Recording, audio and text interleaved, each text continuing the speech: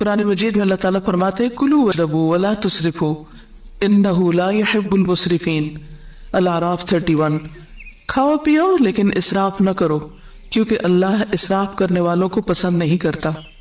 نبی صلی اللہ علیہ وسلم نے فرمایا کھاؤ اور پیو اور پہنو اور صدقہ کرو لیکن اسراف نہ کرو اور تکبر نہ کرو، یعنی کھانے پر بھی فخر نہ کرو اور اسی طرح لباس پر بھی نہیں، کیونکہ کھانا پینا لباس یہ چیزیں ہیں جن کی وجہ سے لوگ اپنے آپ کو دوسروں سے بڑا سمجھنے لگتے ہیں اگر کسی کو یہ نعمت دوسروں کے مقابلے میں زیادہ ملی ہو۔ کھانے پینے میں سادگی۔ حضرت انس فرماتے ہیں میں نہیں جانتا کہ نبی صلی اللہ علیہ وسلم نے کبھی پتلی روٹی دیکھی ہو، چپاتی، یہاں تک کہ آپ اللہ سے جا ملے، اور نہ آپ نے کبھی مسلم بھنی ہوئی بکری دیکھی کہ پوری کی پوری بکری ایک ہی طرح تیار کر دی جائے کھانے کے لیے۔ حضرت عائشہ فرماتی ہے کہ نبی صلی اللہ علیہ وسلم کے گھرانے نے اگر کبھی ایک دن میں 2 مرتبہ کھانا کھایا تو ضرور اس میں ایک وقت صرف کھجوریں ہوتی تھی، یعنی 2 وقت پراپر میل نہیں ہوتا تھا، میل ایک ہی اور اس کے ساتھ باقی کوئی بھی را چیز۔ ہمارا 3 وقت کا کھانا تو وہاں 1 وقت کا کھانا۔ ایک اور حدیث میں آتا، صحیح بخاری کی روایت ہے، آل محمد صلی اللہ علیہ وسلم کبھی پے در پے 3 دن تک سالن کے ساتھ گیہوں کی روٹی نہیں کھا سکے، یعنی 3 کنزیکٹیو ڈیز ایسا کھانا نہیں ملا، یہاں تک کہ آپ اللہ سے جا ملے۔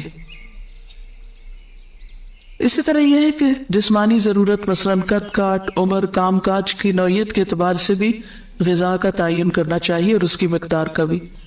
اسی طرح سادہ اور متوازن غذا زیادہ بہتر ہے۔ کھانا بھوک لگنے پر ہی کھانا چاہیے اور کچھ بھوک ابھی رہتی ہو تو کھانا چھوڑ دینا چاہیے۔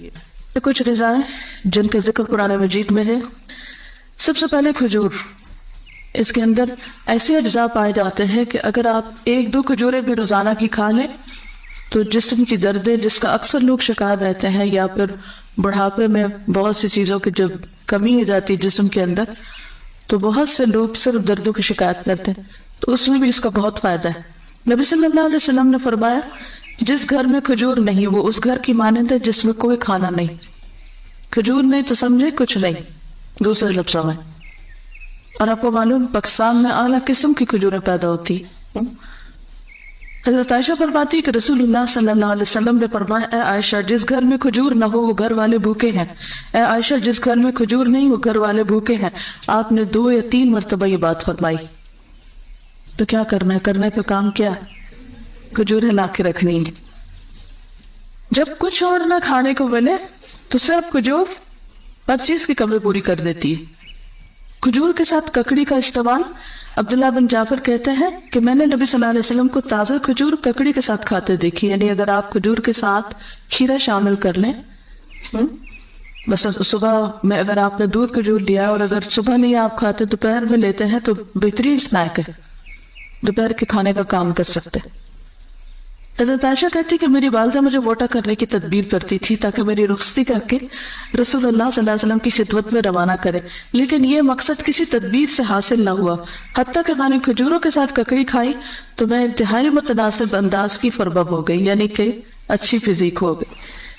تربوز اور تازہ کھجور۔ حضرت عائشہ کہتے ہیں کہ رسول اللہ صلی اللہ علیہ وسلم تربوز اور تازہ کھجور ملا کر کھایا کرتے تھے اور فرماتے تھے ہم اس کی گرمی کا علاج اس کی ٹھنڈک سے اور اس کی ٹھنڈک کا اس کی گرمی سے کرتے ہیں، یعنی تربوز جو ہے وہ کھانے میں ٹھنڈا ہوتا ہے اور کھجور گرم ہوتی ہے تو ان کو جب ملا کے کھایا جاتا ہے تو کوئی نقصان نہیں ہوتا، جو عام طور پہ بعد میں لوگ کہتے ہیں گرمی لگ گئی اور ٹھنڈ لگ گئی۔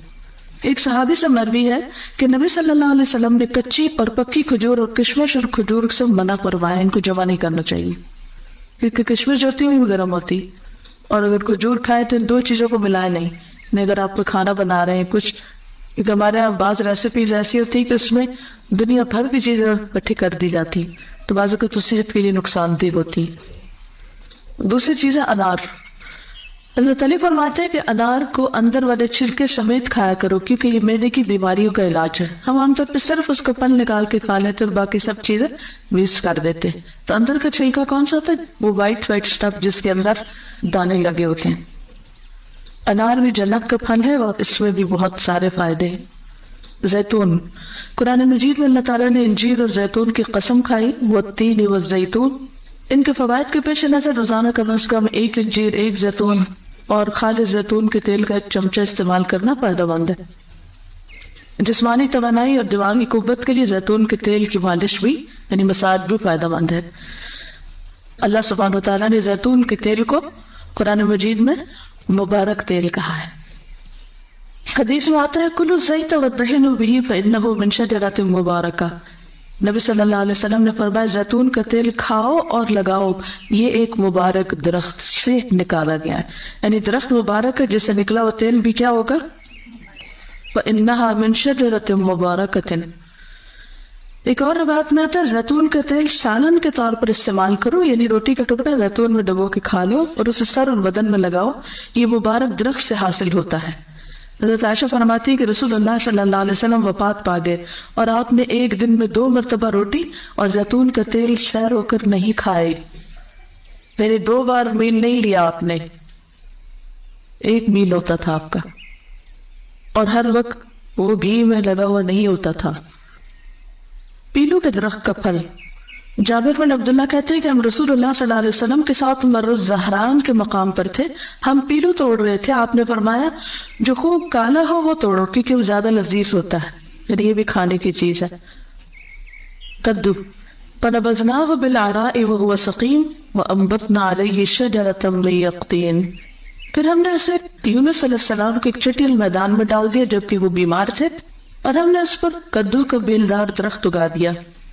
انس بن مالک کہتے ہیں کہ ایک درزی نے رسول اللہ صلی اللہ علیہ وسلم کو کھانے پر بلایا، وہ کہتے ہیں کہ میں خود بھی اس دعوت میں آپ کے ساتھ گیا، اس درزی نے روٹی اور شوربہ جس میں کدو اور سوکھا گوشت تھا رسول اللہ صلی اللہ علیہ وسلم کے سامنے پیش کیا۔ میں نے دیکھا کہ نبی صلی اللہ علیہ وسلم کدو کے قطلے پیالے میں تلاش کر رہے تھے، یعنی گوشت بھی تھا اور کدو بھی تھا، گوشت کی بجائے کدو اٹھا کے کھا رہے تھے۔ اس دن سے میں بھی برابر کدو پسند کرتا ہوں۔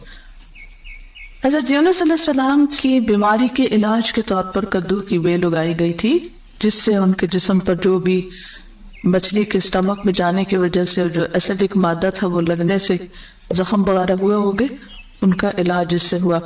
انس کہتے ہیں کہ اس کے بعد جو کھانا میرے لیے تیار کیا گیا اور جتنا مجھ سے ہو سکا میں نے اس میں کدو کو ضرور شامل کر لیا۔